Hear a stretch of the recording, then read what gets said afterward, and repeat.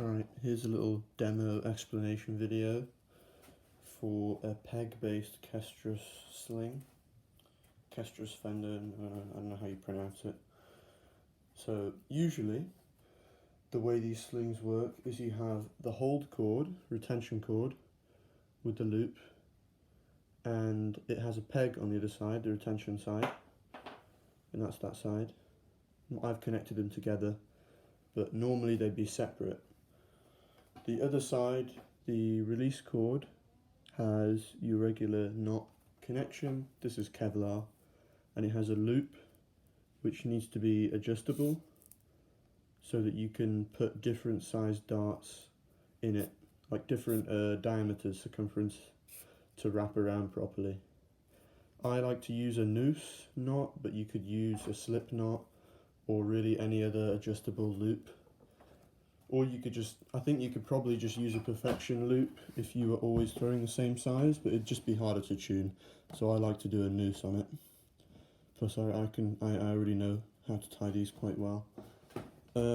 So normally the way this works, well, not normally, the way this works is you have your dart, which this one's a little bit weird. Normally they're wooden and don't look like this at all, but I made this one to be a lot more sort of better aligning of itself. So this has a solid brass end here, and that brass is threaded into a 1mm thickness aluminium tube, which weighs almost nothing.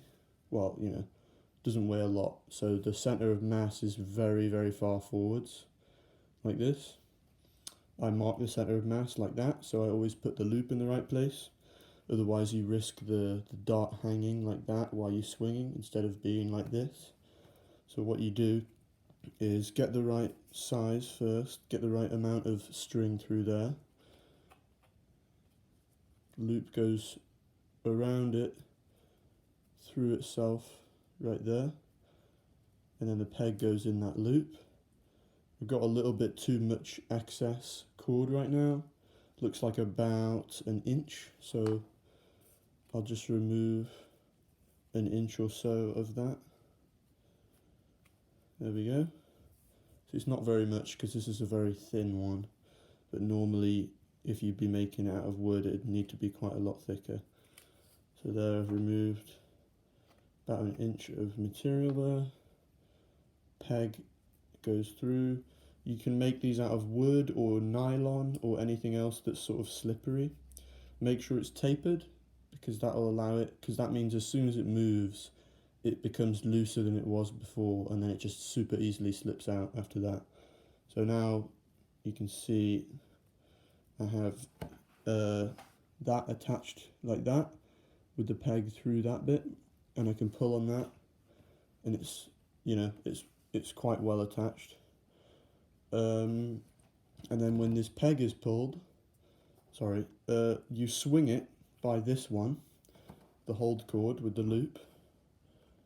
No, you swing it by the retention cord, and then when you let go of the retention cord, it starts flying away, and then the peg pulls, and when the peg pulls, that slips away and the dart flies off. So very important, basically the most important thing about this whole system is the hold cord needs to be longer, like significantly longer than the other side, because you're actually holding the whole weight and swinging it all from just the hold cord, the release side. I get the names mixed up. You swing the whole weight based on this, and then you let go of it, which allows the other string to stretch out and engage, and that pulls the peg out. So while you're spinning, the peg is just loose, hanging there, and as soon as you let go of that one, it flies away, and then the peg flies with it a bit, but then once the slack is taken up, it hits the barrier and then pulls out, and you get your release. So normally what would happen is, since the strings aren't connected, when you release that, it just flies away basically. That would be the loop side, just flies away and you have to go find it in the grass. It's quite annoying. So what I've started doing with them, well, I've only made two, but this is my third one.